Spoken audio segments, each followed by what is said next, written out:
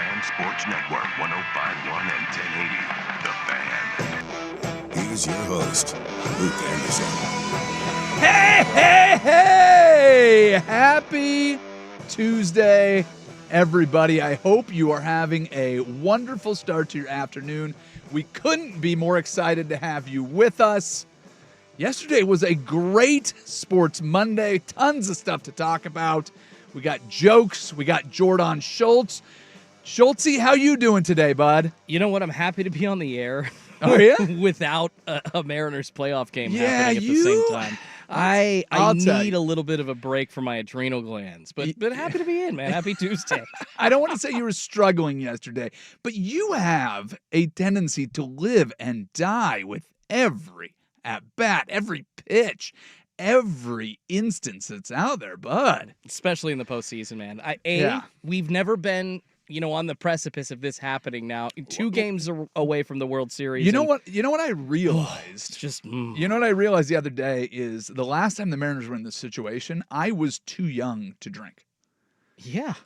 Ditto to that. 01, I was 12 years old. So Yeah, well, I was 20, but don't I was, even I was remember I was a little closer to the age. But yeah, my cousin was sharing pictures of a game that we were at in 2002 the other day, sent that over and just looking back on it. But yeah, that year was the first year that I was able to have a drink at a Mariners game. In 2001, I was not, and the way that season finished fitting. probably needed it. So yeah, it's absolutely a wild time. We've got a couple little business things to take care of before we get into everything that was yesterday. First thing is the Pick'em. This is where we announce the winner of who won last week's Pick'em. We finished with 2 Monday night games. Last night, I failed to win by a single point. Came down to the tiebreaker, came down to points.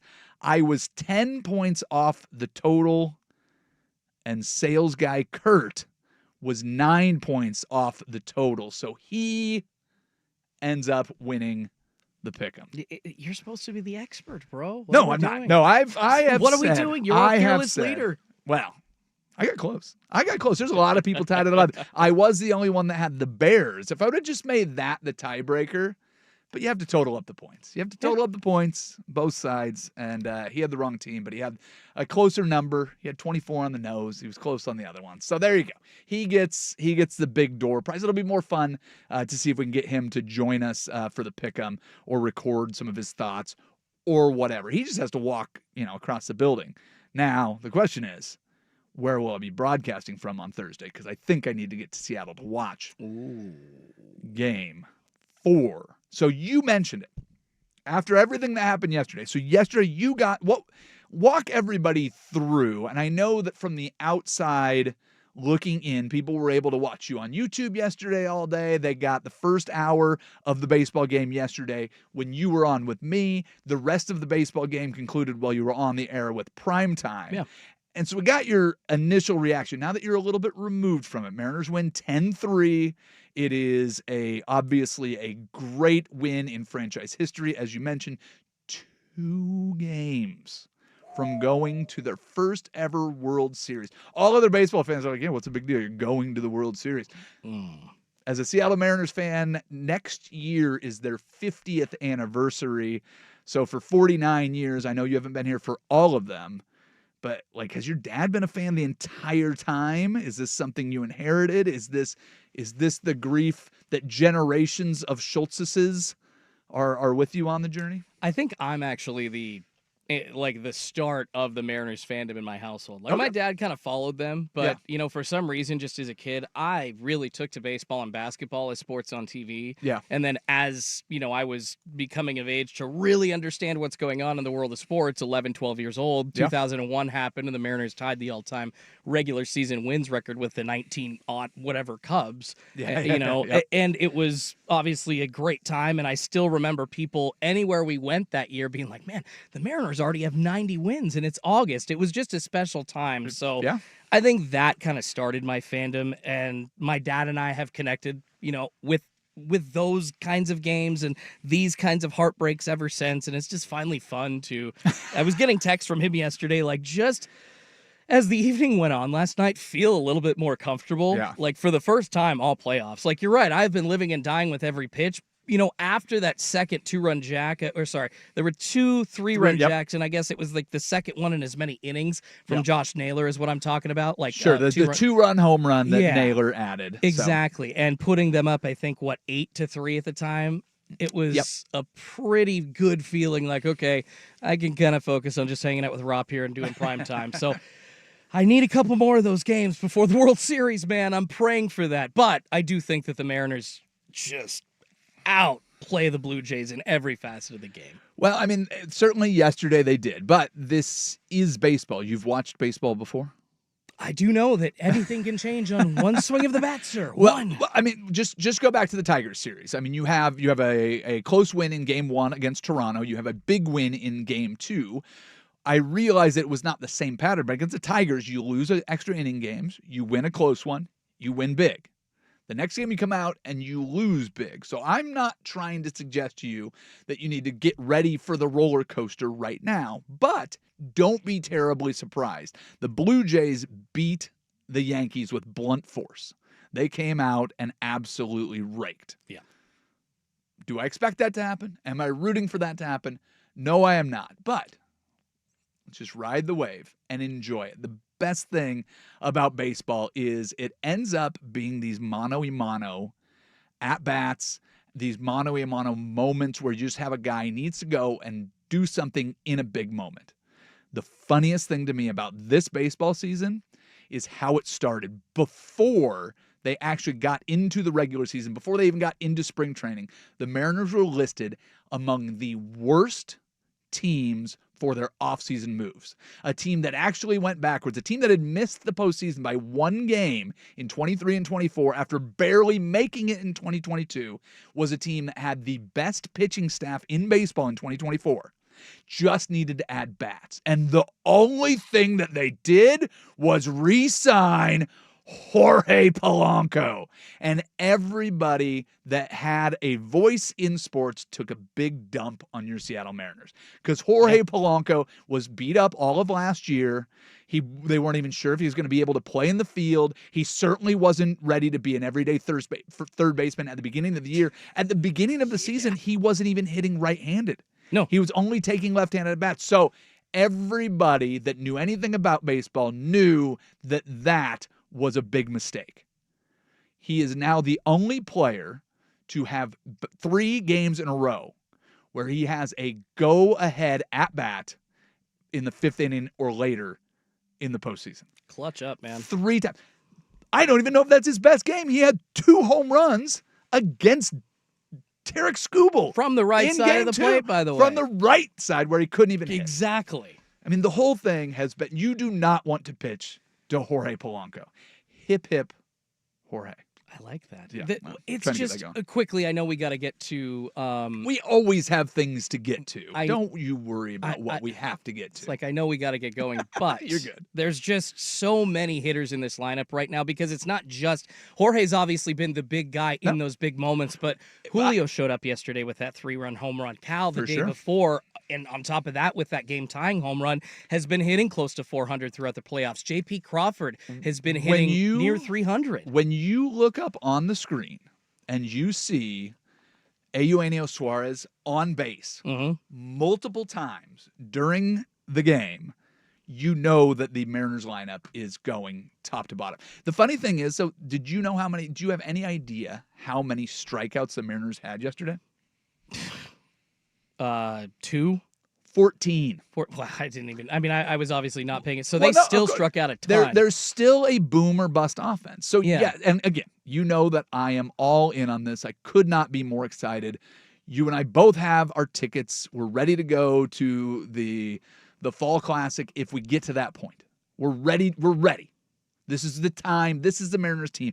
There are so many guys on this roster that are homegrown, and the trades and the acquisitions they've made over the last couple of years, Randy Arozarena and Josh Naylor feels like the most Mariner that there is out there, and he's one of your most recent guys. Gino came back, so he's really your most recent guy, but he doesn't feel like little Leo Rivas comes out, and he just feels like all the names and faces that are on there. But Cal Raleigh, Julio Rodriguez, Logan Gilbert, George Kirby, Bryce Miller, all these guys that grew up through the system. Hopefully Brian Wu is ready to go. They said potentially for a Game 5, but certainly for the World Series. So all of these guys that they've got, it just feels like they've got a little bit of magic in them. Yeah. What happens with that? Who knows? But the further we get, the bigger your disappointment. What I don't want is I don't want you dying on us, Schultz. So just take a breath. I don't think I'm gonna. Take a breath. We're going to be okay. Let's do some in case you missed it. All right, in case you missed it, during the Mariners' 10-3 victory over the Blue Jays, reliever Yariel Rodriguez had a pretty unique stat line. Did you catch this from the Blue Jays reliever? Lay it on me, bro. 16 pitches, 12 balls, 4 called strikes, 3 walks, and the Mariners took 0 swings for the 3 batters he faced.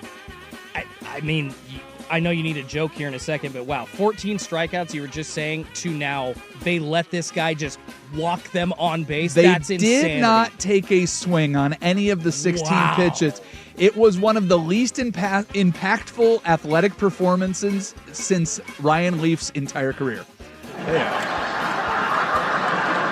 He threw 12 balls in 16 pitches. He was less accurate than Shaq at the free throw line. He laid the biggest nothing burger since Adam Morrison. I've got more. It was one of the biggest mental playoff meltdowns since J.R. Smith forgot the score. I only groaned because that was just awful. His performance was less helpful than Chris Webber calling a timeout. No? Oh, that one you like? That one? That one. That was a good one. The Fab Five? Yeah, right. It was the entire appearance was pointless. It was like trying to get Albert Hainsworth on a treadmill after paying him $100 million. Is that? No? It felt like he put in less effort than Damon Stottlemyre trying to get weed through airport security. No? Too many of these? It was the most forgettable performance since... I can't remember. That one. I like that. All right. We did too many, but we tried our best. In case you missed it, Jets head coach Aaron Glenn publicly stood by his quarterback Justin Fields following a disastrous Week 6 loss. Fields was sacked 10 times for 55 lost yards. Yikes. He completed 9 passes for a total of 45 yards. Is it possible they're keeping Fields in there because somehow Shedeur Sanders is their backup too? Is that if that's their plan, feels an awful lot like Aaron Glenn wants the first overall pick, doesn't it? He's going to need to use that on an offensive lineman. Yeah, no, I think that you definitely will. In case you missed it, safety Brian Branch was suspended 1 game for punching Chiefs Juju Smith-Schuster at the end of their game. The act was unwarranted and a violation of conduct standards. Branch called his own actions childish, but claimed he was tired of being bullied between plays. He pledged to act more like an adult as soon as he was let out of the timeout corner, takes a widow nappy, and has a big boy Capri Sun Pacific Cool. It's just like the biggest butt. You know, my actions were childish, but. Yeah. But, in case you missed it, despite the Ravens' 1-5 start, Coach John Harbaugh still believes that his team can reach the playoff. He also believes there's a magic wizard that lives in the Black River near Baltimore and grants wishes for anyone that sacrifices a virgin goat on the night of a full moon nearest All Hallows Eve. I think people are sick of John Harbaugh. What? I think there's. And he also believes Lamar Jackson will be back by week 8. You can't just boo John Harbaugh. You need to let me get through some of these. All right. Finally, in case you missed it, Steelers coach Mike Tomlin was shocked by the Browns GM Andrew Berry's decision to trade quarterback Joe Flacco to a division rival, the Bengals, questioning the move's intelligence. Mike Tomlin, if you're listening to this, they're the Browns. Questioning their intelligence is making me question yours. This is a franchise that is starting a QB that cannot see over the center with a Nepo baby for the backup. They paid scumbag Deshaun Watson a fully guaranteed $230 million. They let Baker Mayfield go immediately after he won their first playoff game in decades. They drafted Johnny Manziel because he was cornered. The owner was cornered by a homeless man who talked him into it. They drafted a 28-year-old quarterback once, right before he was ready to retire. This is a team that had Bill Belichick and Nick Saban on the staff, still couldn't win.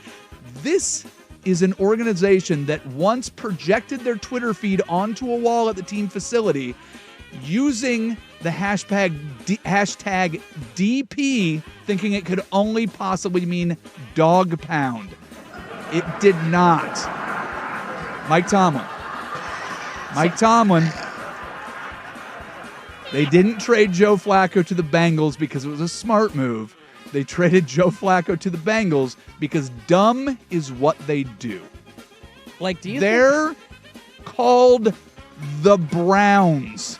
The best name they can come up with. This franchise, yeah. Thanks. Is that good? Is that too much? I loved it. Okay. Do you think the Browns just got a call? The first one was from Cincy, and they're like, sure. I bet that's what happened. Well, you know what the funny thing is? Like, you can just tell that they're not that bright by rolling out Joe Flacco in the first place. Like, that was their day one starter. The Bengals are at least using him as an emergency quarterback. We tried to go with Joe Burrow. He got hurt. We tried to go with the backup. He was terrible. We're desperate. We'll take Joe Flacco. The Browns, he's our best option from week one. Oh, no, he was the bridge to our draft pick, Dylan Gabriel. Come on. I'm a Duck fan, and even I think that's crazy. All 5'2" of Dylan Gabriel is going to be great. You don't say a bad word about it. How dare you? I'm on your side about the short quarterbacks, trust me. Daily Buzz is next. You're listening to the Happy Hour on 105.1 The Fan. Plan on flying?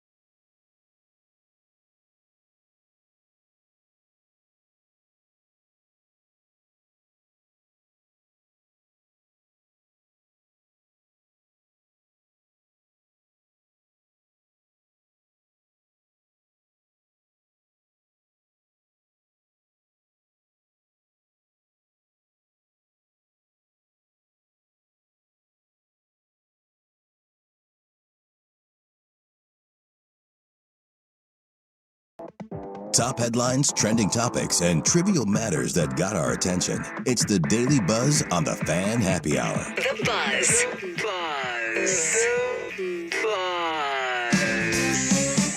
Here's your host, Luke Anderson. Mariners took a commanding 2-0 lead in the ALCS against the Blue Jays. Toronto. You right there? Yeah, F this game recap. It was a Tigers announcer after the Mariners beat them that in is 15 pretty good. innings. I had to put that on your drop board. You're fantastic. Toronto tried a strategy of pitching around Cal Raleigh. Did not work very well. Julio Rodriguez, 3-run shot. Jorge Polanco, 3-run shot. Ontario native Josh Naylor with a 2-run shot. More insurance runs added throughout. But you have got to play we got to win 2 more. Got to play back in Seattle starting tomorrow. Teams that have won the best of 7 series or played in a best of 7 series and had a 2-0 lead have won 84% of the time, 76 out of 91. How comfortable does that number make you feel? I mean, damn comfortable, but I ain't never been here before, so I'm a broken Mariners fan, okay? Like, I'm sitting there 10-3, comfortable, but at the same time, like, oh, don't let anybody on base. Don't let anybody on base. Take it all in, my friend. Jorge Polanco has tied Ken Griffey Jr.'s franchise record for the most go-ahead plate appearances in a single postseason with 4. Cal Raleigh now has 12 home runs in 28 games, if you count the one that he added on Sunday against Toronto, including the playoffs.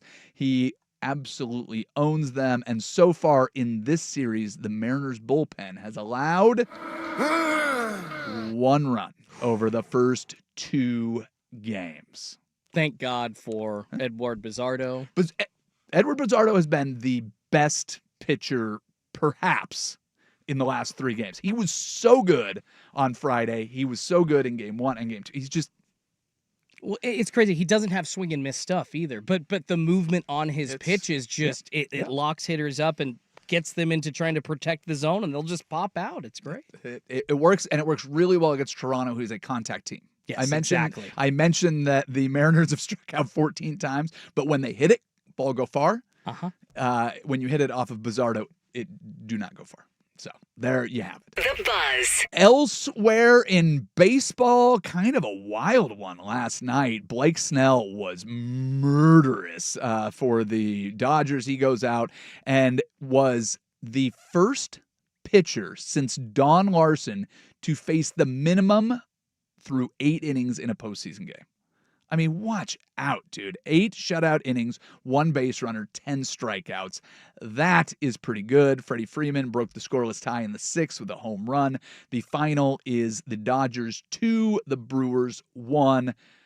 And luckily, Blake Snell was great because they go to the bullpen late, and the final inning ends up just getting a little bit dicey, but the Dodgers able to hold on. So just watching that, hoping that one of those 2 teams ends up going to the World Series to face your Seattle Mariners. The Buzz. 2 Monday Night Football games last night. How many people do you think out of 30-some-odd people that were in the pick'em picked the Falcons to beat the Bills? 2. All 2. 1. Wow. There was 1, and it wasn't that close of a game. The Falcons beat the Bills 24-14.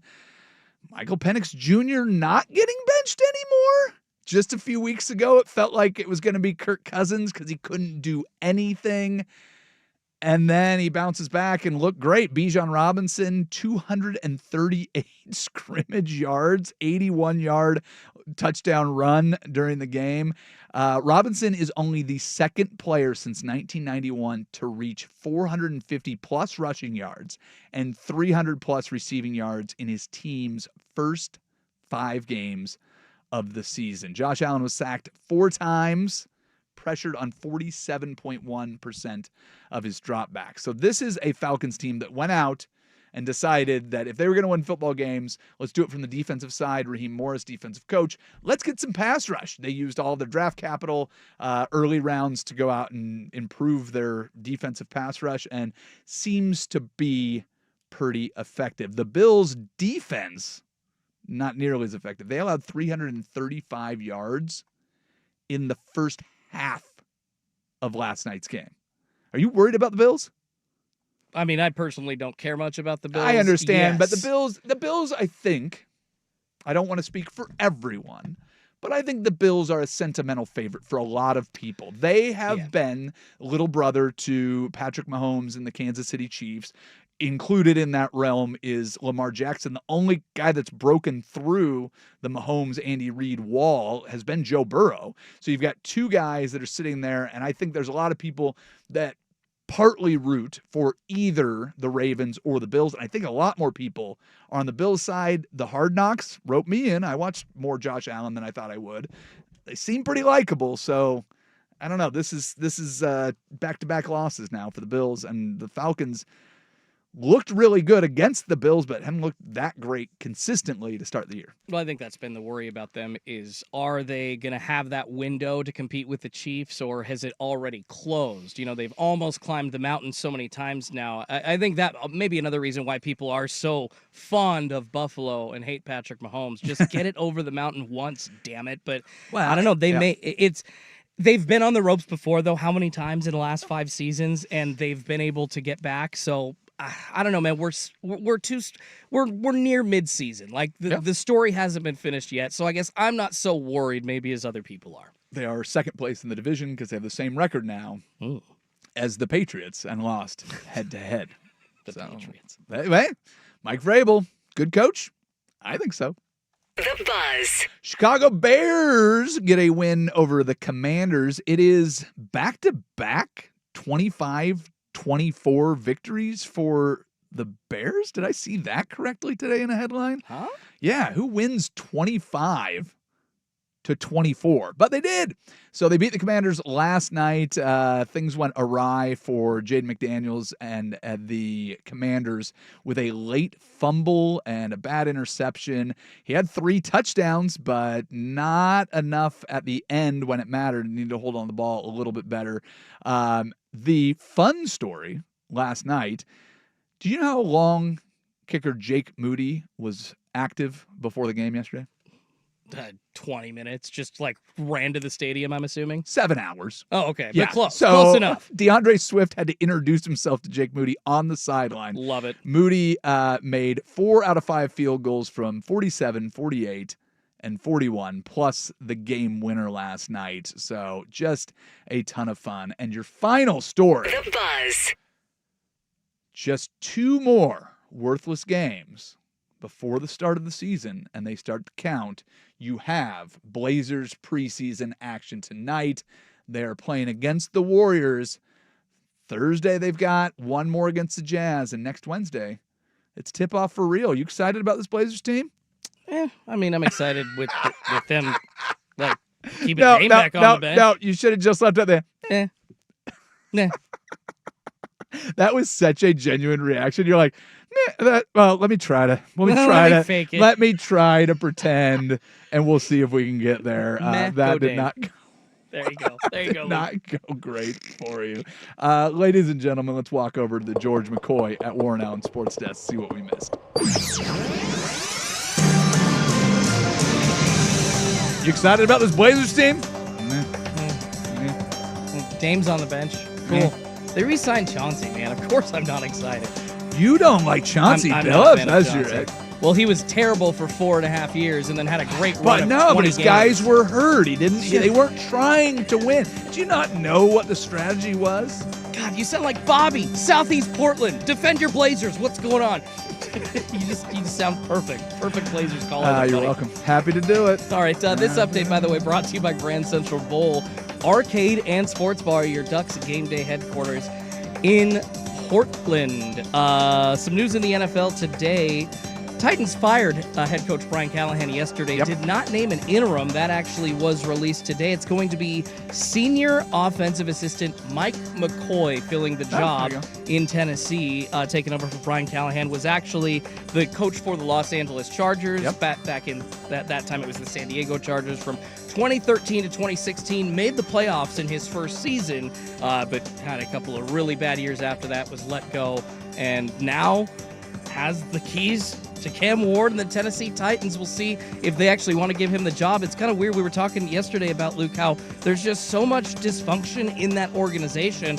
It doesn't really matter who the head man is. Mike McCoy, Vrabel. Well, putting somebody in as head coaching experience is smart, so you don't have to worry about that. It's feels like just throwing anybody in there. These interim jobs always feel like a second chance or a opportunity for somebody that you haven't heard of. Mike McCoy, second chance out there. You always hope guys make the most of it, but not like I'm pulling for the Titans. We'll see what happens. No, that's a good point. I'm pretty sure Mike McCoy himself didn't think he was going to get a second chance like this, so he's definitely going to try to take advantage. You are right. More sports scores and stories in 60 minutes. I'm Schulte from the George McCoy Warren Allen Sports Desk. Curtain missing work. Insurance companies acting like jerks. Don't call your mom. Call George McCoy at warrenallen.com. Your home for Seahawks football.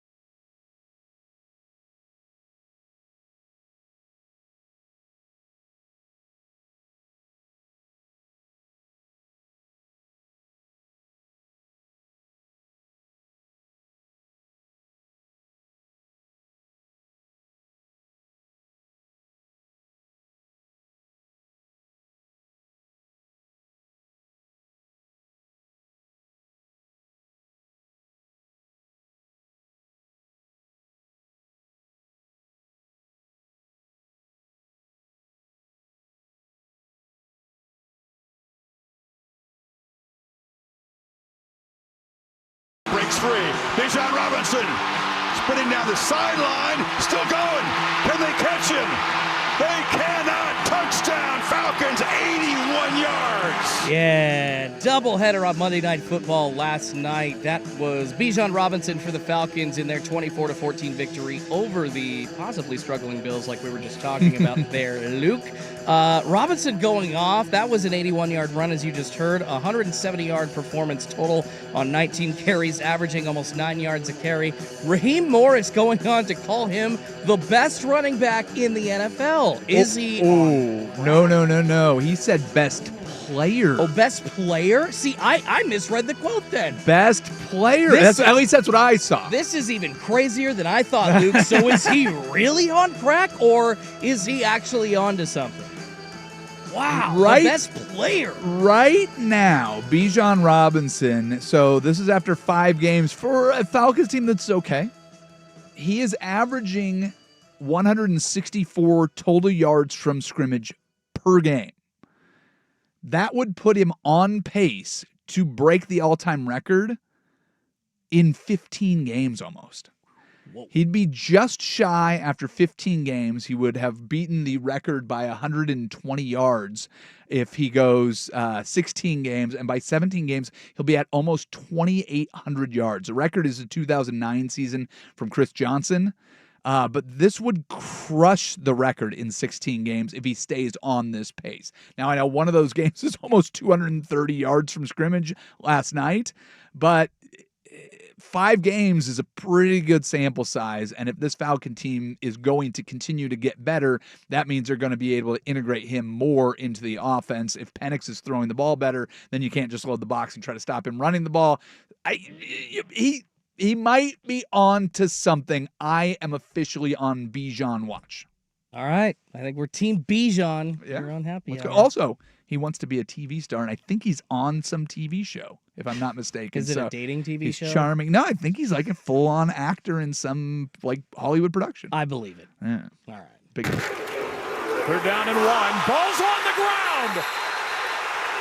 And it's recovered by Nashawn Wright. Yeah, I had to leave the big hit sound in the clip there. Yeah, in the you beginning, did. because that was a crazy play. Unbelievable turn of events last night. Fumble, of course, in the backfield there by the Commanders, giving the Chicago Bears the opportunity to win 25-24 in the second half of the doubleheader last night on Monday Night Football. Can I hate to interrupt you. Yeah. You called it a doubleheader. Yeah. Jeff Rust normally sits in that seat there. If you call a game that is played at the same time as another game a doubleheader, it just upsets him. Oh, okay. All because right. it I don't they want to were upset Rusty. Yeah, I mean they overlapped for most of the game. They started about an hour apart. They didn't go back to back, so not technically a doubleheader. Is there a word for that I should?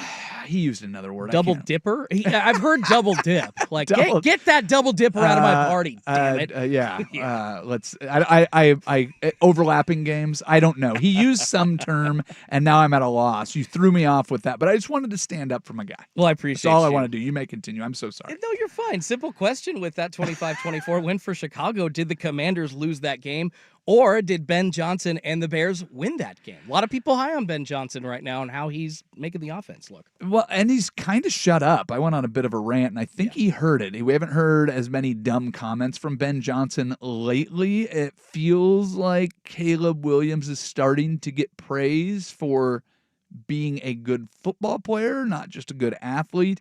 He looks like he's starting to read defenses. That was a really sloppy game from a condition standpoint last night. The wind was swirling. Everything was wet. I always hate to say that somebody lost it, but man, that was a poorly timed fumble. And you never know how much of that is nerves or poise or any of that, or just the football being wet.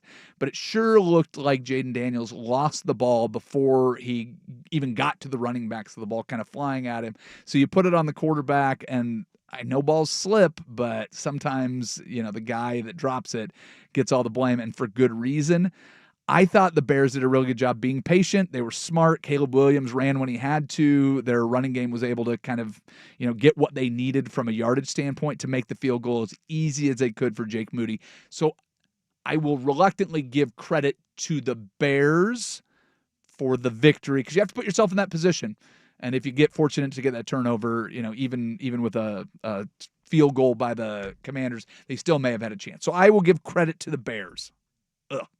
4th and 3 at the 6. Mahomes in the shotgun on 4th down. Throws a wheel out right side. It's caught. Touchdown at the far front pylon. Xavier Worthy scrapes outside. It is touchdown pass number 300 for Patrick Mahomes, counting the playoffs. That is an all-time NFL record. He does it in his 139th game, the fastest to 300 passing touchdowns in NFL history. The Chiefs lead 6-3. Yeah, that was a touchdown pass for Pat Mahomes, the 300th of his career, as you heard, in their 30-17 win over the Lions on Sunday. A lot of people still high on Pat Mahomes, as they should be, but not as high on the Kansas City Chiefs or the supporting cast, so to speak, around Pat Mahomes. Now with that win at 3-3, Luke, are the Chiefs a top 5 team in the NFL right now? Because I frankly can't pinpoint it. I don't know. Can I tell you something that's a little bit odd? Is they're the only 3-3 team in the AFC. That's crazy. Well, I mean, well, it's a lot of parity this year, man. There's It is. Well, you've got everybody is clearly better or clearly worse than Kansas City's record. But they're hanging around the same. Hanging on. The Texans had a bye, so they are 2-3, and everybody else 4-2. Colts 5-1. Steelers also had a bye, 4-1. So the teams that are ahead of them, I'm looking at this. So you've got the Denver Broncos. Do I think the Chiefs are better than the Broncos? I do.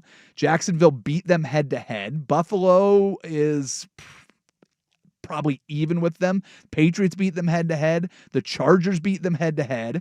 Steelers are 4-1. I don't think the Steelers are better than them. I don't even know if I can put them in the top 5, considering that they lost to 3 of the teams that are ahead of them in the AFC. So they weren't fluky losses. I think those are pretty good teams. The one team that I'll reserve judgment about is the Indianapolis Colts at 5-1. I don't know that they're the best team in there, but so the AFC looks pretty good to me. Tampa Bay Buccaneers are the best team in the National Football Conference right now. 5-1. I think they are legit. I think that they're doing it without any of their wide receivers right now. Baker Mayfield, a legitimate MVP candidate. I'll put them in the top. So I maybe just out of the top 5 for the Chiefs.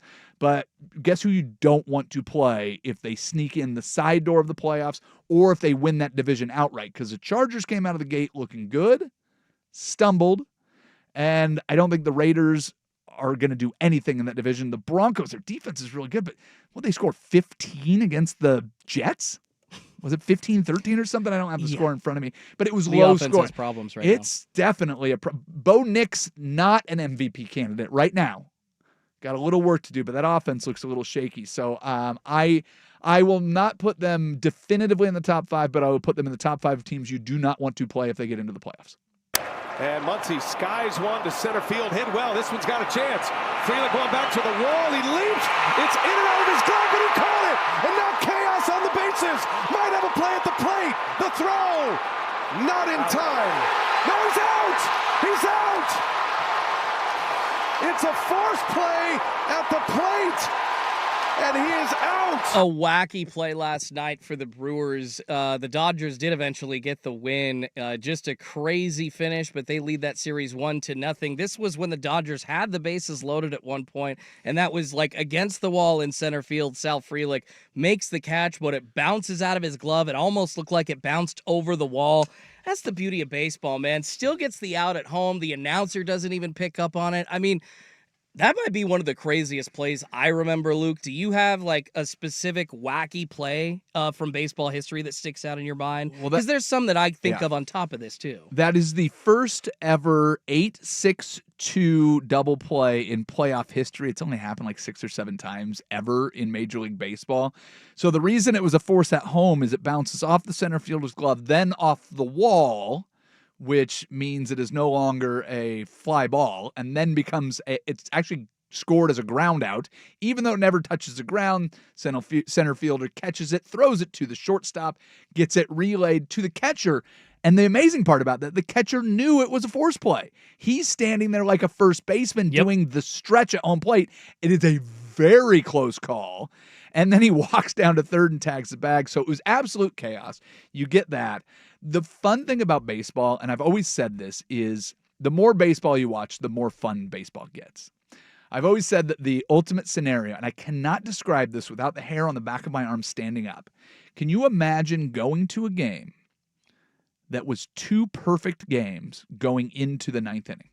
Can you imagine both pitchers perfect and how insane and awesome that would be as a baseball fan? I mean, I'm looking up the odds of a perfect game right now. Yeah, And that is 1 in 10 to 1 in 18,000, so roughly 0.005%. I like that your brain went to, let me check the math on that, Bob. Well, because it's just Okay. an So- astronomical feat. So just put your baseball feels in that moment. So you're sitting there and it's 2 perfect games. How awesome would that be for you as a baseball fan? I mean, that's the tops right there. You're like, I'm never going to see this again. I Now- need to take every moment in. Yeah. Now, imagine that's your first baseball game. And you're sitting there next, like, cool. so is your wife a big baseball fan? Now she is, yeah. She Okay. loves baseball. Okay. Let's take somebody, one of your friends that does not like baseball. You're like, you got to come to a game. You're sitting there freaking out going, this is amazing. This is amazing. And the guy's like, nobody's gotten a hit. Nobody's been on boring. base.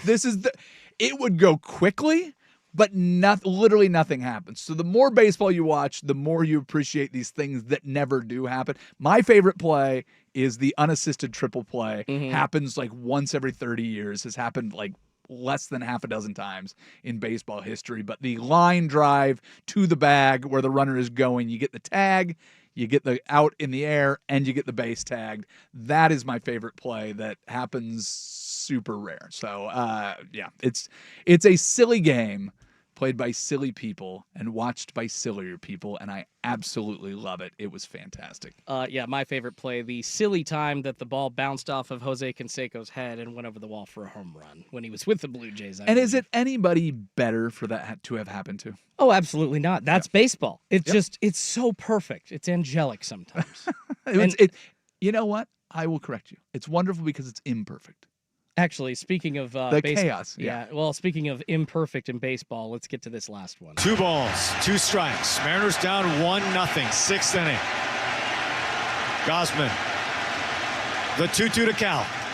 Swung on, blasted, right field. This is gonna go. It is gone. Cal Raleigh, oh Canada. A solo home run, and this game is tied. Cal has invaded Canada again, and he has done it. It's a brand new ball game. It's 1-1 in the 6th inning. A monster blast by Cal Raleigh. Do you want to take this one, or do you want me to? Oh, I want to hear what you have to say about it. I mean, I've never said this out loud on the radio, so I'm gonna right now. I really try not to throw people under the bus, especially in the business that I'm in.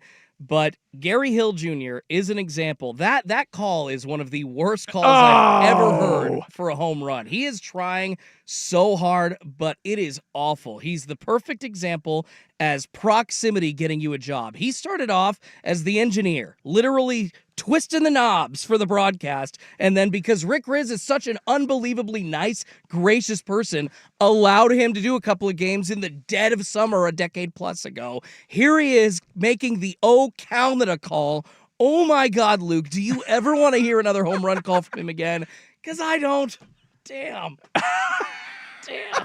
You know what? I'll bet he's a really nice guy. Sure he is. Doesn't he sound like a nice guy? Being in proximity is one thing. If you're in proximity and awful, you're not getting that opportunity. So in some ways, he has very much earned that. That is one of the things.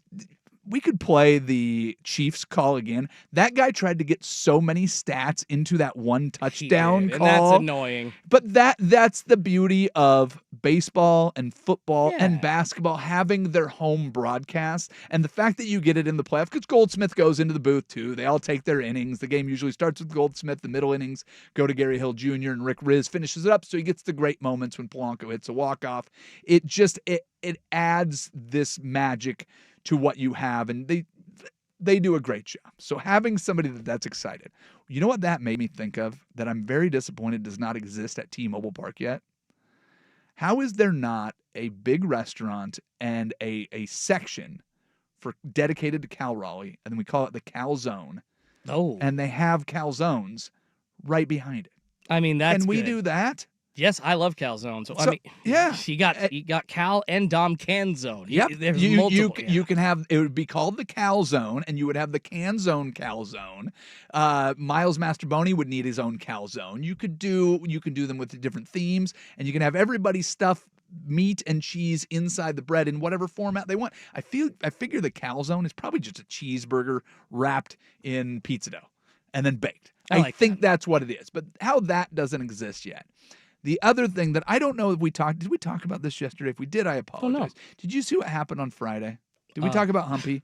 Oh yes, the race, the salmon race. Yeah, is that what you want one for the road for, or do you want me to get it now? Or Oh no, I'm just. Yeah, I but saw. He finally won. So Yes. here's my question: is when they go back to Seattle, do you think Humpy keeps winning? Do you think he might be the good luck charm that the Mariners need? Oh, I think they're going to put him out there, and Humpy will win every race. That's happening. Yes, sir. All right. That was that. What was that? Play-by-play back. We need to your move show, on. bud. We need to move on to one more for the road. We do it next. It's 105.1 and the Fan Sports Network. Hey, it's Sue.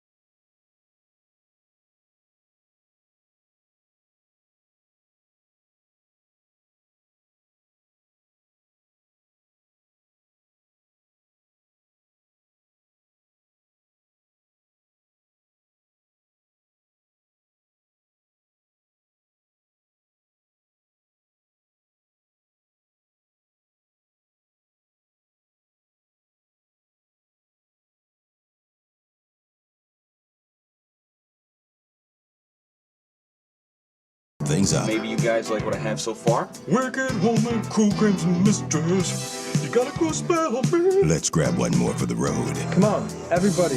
Everything's smooth. Here's Luke Anderson. All right, and we are right into the finale. We will just do... You may not love Conference USA football, but they love you. They're coming to you on a Tuesday. New Mexico State at Liberty, Florida International at Western Kentucky, and bonus Sun Belt tonight. College football every day until the end of time. They're going to play every day now for you. Football's on the TV. Thank you, Jordan Schultz, for filling in. Thank you, everybody, for listening. Thank you, Isaac Ropp. We're all done for now. Bye-bye.